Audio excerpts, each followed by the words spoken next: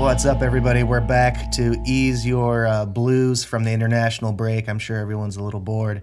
But we're going to talk about all the musical chairs of managers that has been happening. A lot of managers out, a lot of new managers in the Premier League.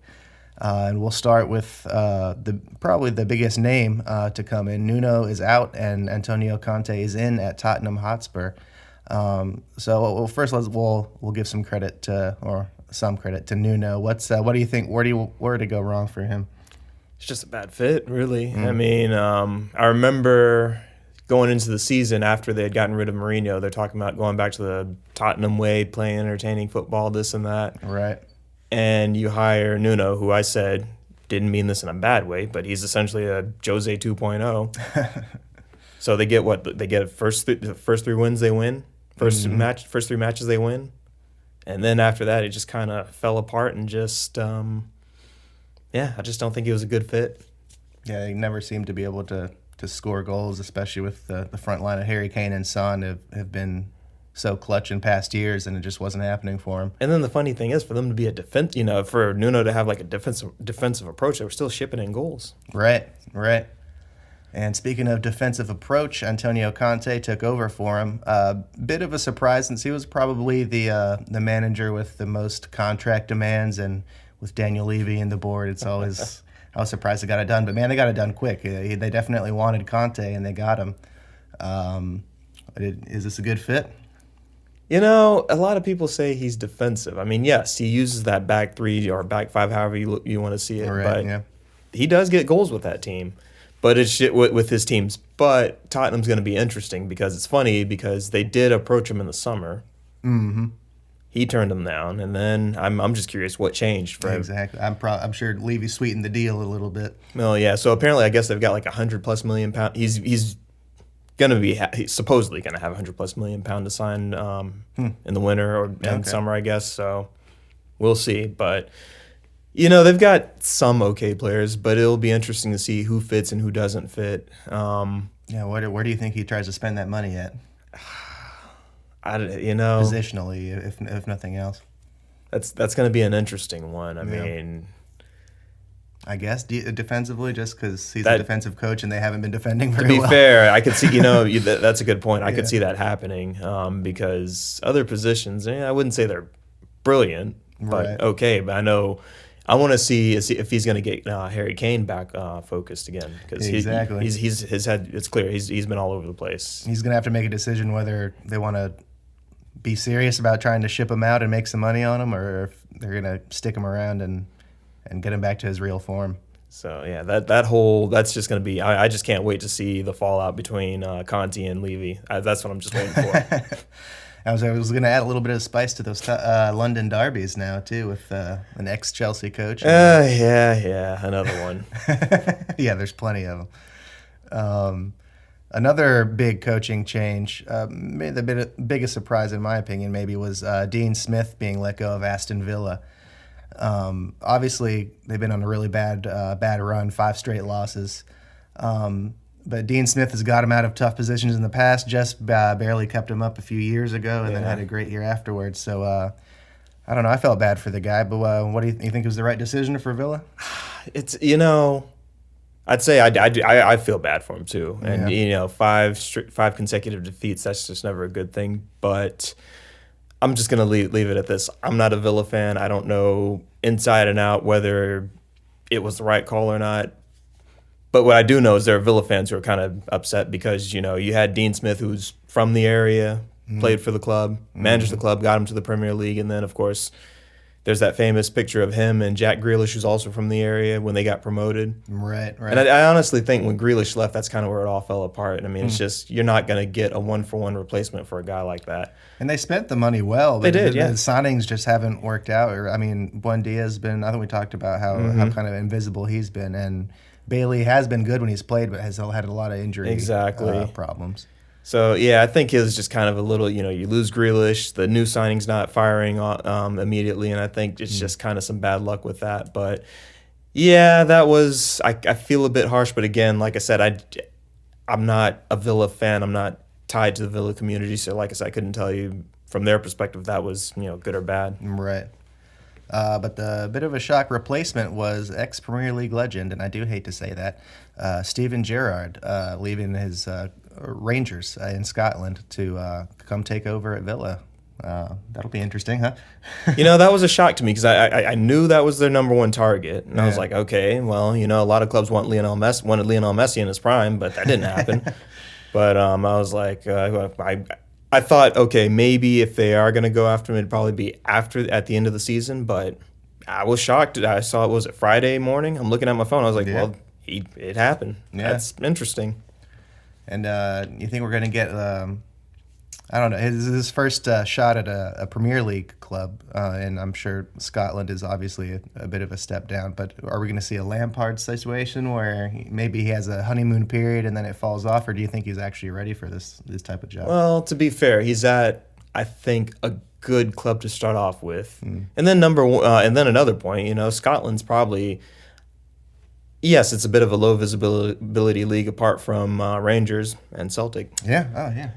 But I think it's still that's like a good place for a manager to develop because there's going to be pressure for 2 particular matches during the season. Mm-hmm. But outside of that, it's a perfect area to just grow and as a manager, figure out what works, what doesn't work. So he's been there for 3 seasons, I think. Yeah, something like that. And he won a title with him. So I think, he's going to Aston Villa. He's not going to, his beloved Liverpool or any of the top 6 clubs. So I think that is a big difference, yeah. I think it might go well. It might, but... And with their start, you think all they would be expecting is to stay in the league. At this point, just make sure they stay in the league, and then next season it'll probably be what this season was supposed to be, trying to creep into that top 6 zone. Mm-hmm. And we talked a few weeks ago about Steve Bruce being kicked out of Newcastle. We've covered enough of his stay there. But the replacement was Eddie Howe, former Bournemouth coach who's been without a job for a little over a year now, I guess. It seems like a pretty good fit for a club like this, right? I think so. I think you're getting someone who has that Premier League experience of, well, for one, getting a club promoted. Right. Staying in the Premier League for a few seasons. And, I think he plays, I know Newcastle fans are going to be excited. He plays a bit of a proactive brand of football, which is something they want. Absolutely. And he's going to be someone who's got a plan. He's a little media savvy. I don't know if you've ever seen some of Steve Bruce's interviews. Yeah, he wasn't skilled with the media. No, not at all. So, you listen to Eddie Howe's interviews. I'm pretty sure that's got to be a breath of fresh air for the Newcastle fans. So it'll be interesting. And then not to mention, he's already got former Bournemouth players over there, Callum Wilson, Ryan Fraser, and someone else I can't think of. So yeah, you're right. I forgot about that. That should be interesting. Some familiar faces. And then another interesting fact. So it's looking like Chelsea's former director of football, Michael Emenello, might be working there. And I remember hearing in a podcast on The Athletic that was one of my podcasts that Emenello a long time ago had like a little drink with Eddie Howe. Oh, really? This was, I think, this is when he was still at Bournemouth. But Emenello just met up with him, just had a drink, just a little chit chat. Yeah. So that could, and they got on pretty well. So this could. And with a lot of money coming their way too. And Emenello, his history, the signings he's made at Chelsea. So that could be a nice little match for Newcastle. Absolutely. And then way at the bottom of the table for poor little Norwich City, Daniel Farke, longtime manager of that club, who's taken them in and out of the Premier League several times, was finally let go. We still don't have a successor for him yet, but what do you say about his time at the club? I think that sacking was kind of called for. Yeah. Like I said, he got him promoted twice. That first stint in the Premier League was a disaster.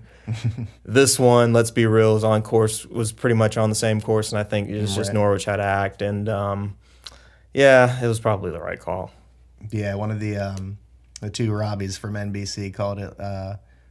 It feels wrong, but it was the right decision or something like that. Yeah, because Daniel Farke, I think he did have like a pretty good relationship with the fans, but it's one of those things where you just got to say, and it is at this stage of the season, realistically, sacking a manager is not bad, especially you've got time to bring in a new manager, he can implement his style of play, and then they'll have the January transfer window to not make crazy changes, but a few changes here and there. Right. Yeah, they don't they don't exactly have the money to make a lot of changes. Do you think it matters who the successor is, or are they going to kind of doomed to be out this season?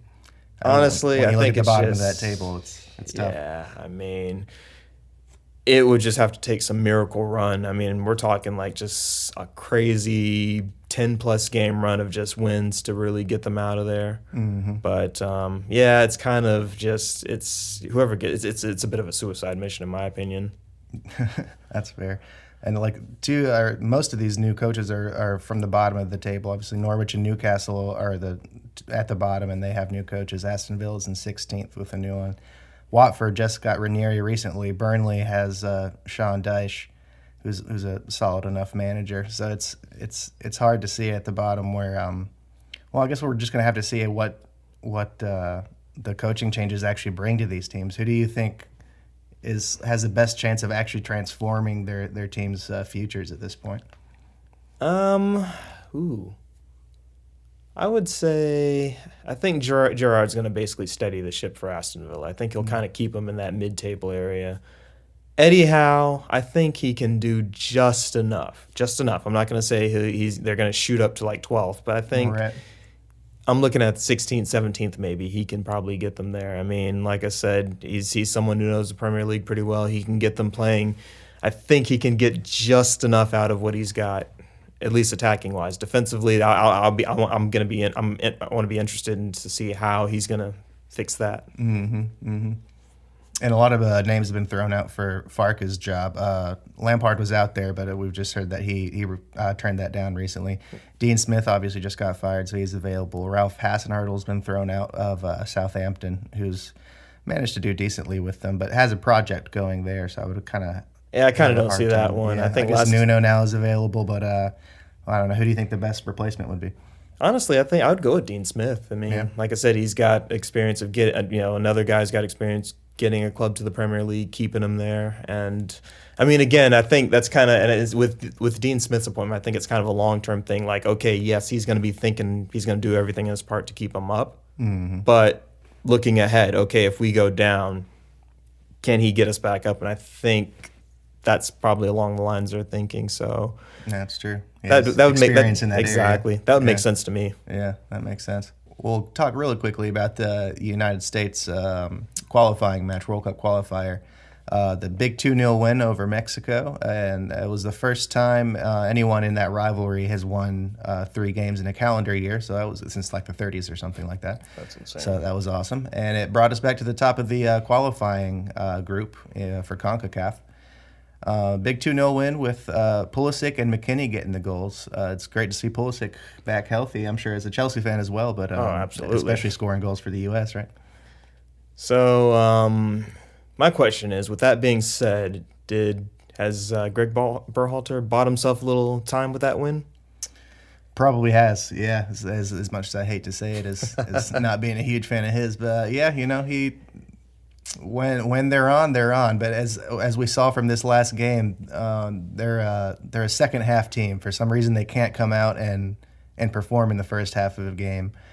They looked pretty bad the first half. It was 0-0 at halftime before they kind of got it together. But when you only get away with this in CONCACAF. As soon as you play any World Cup, absolutely, that's going to be my next point. Yeah, exactly. Well, I mean, good. That's a big win for the U.S. moving forward, especially with the qualifying campaign. And it's good to see Pulisic get back on the score sheet, and hopefully, who else do they have after that? That's a good question. I'm going to look because, I mean, it's just with Pulisic, my whole take on it is, he's injury prone, and he did come off the bench, but I mean, once like we were talking earlier, once you get screw up those hammies, it's hard to get them back. Oh, absolutely. They've got Jamaica coming up. That's going to be probably another physical game. Yeah, yeah. And it's just one of those things. I know Chelsea will do their due diligence to, sit them out if need be.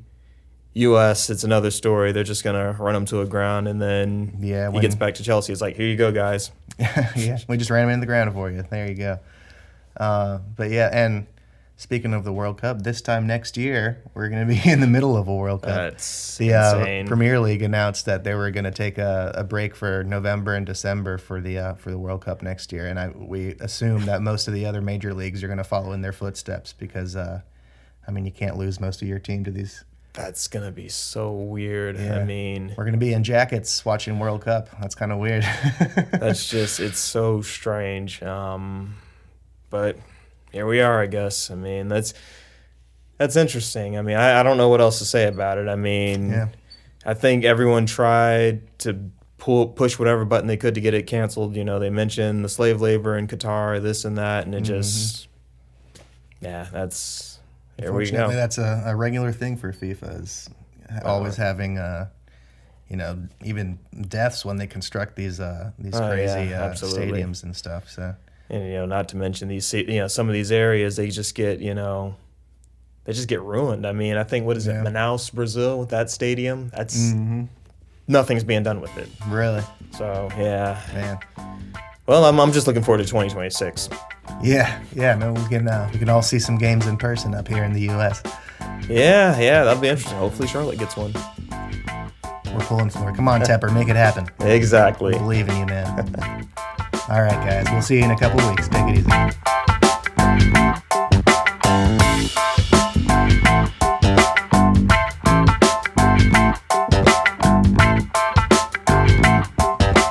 Give you a chance to make an Oli joke. Oh yeah, finally didn't matter this time. Well, I'm wondering now. Did United make Did they? The second time they passed up on a manager way better than Oli, because Pochettino, they could have got him, but he went to PSG. I'm still not convinced that's over because he is, as a PSG coach, has not been very successful.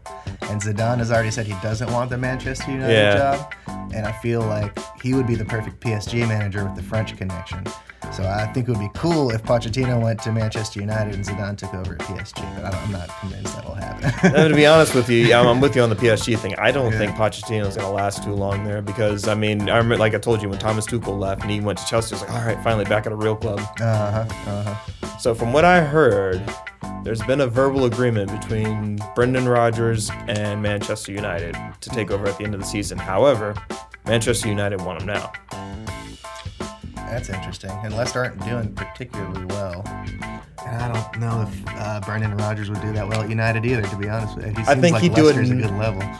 I think he'd do enough to maybe keep them in the top four where they need to be. But then are United gonna be willing to say, okay, now let's say Pochettino becomes available and Rodgers has done enough. Are they gonna say, okay, we need because realistically he'd be a better fit at United than anything. Yeah. I watched that City game, and it was a little bit. I think they're just more worried about not conceding goals than anything. Yeah. They conceded too, but I think that 5-0 just kind of, and then of course the fans were singing.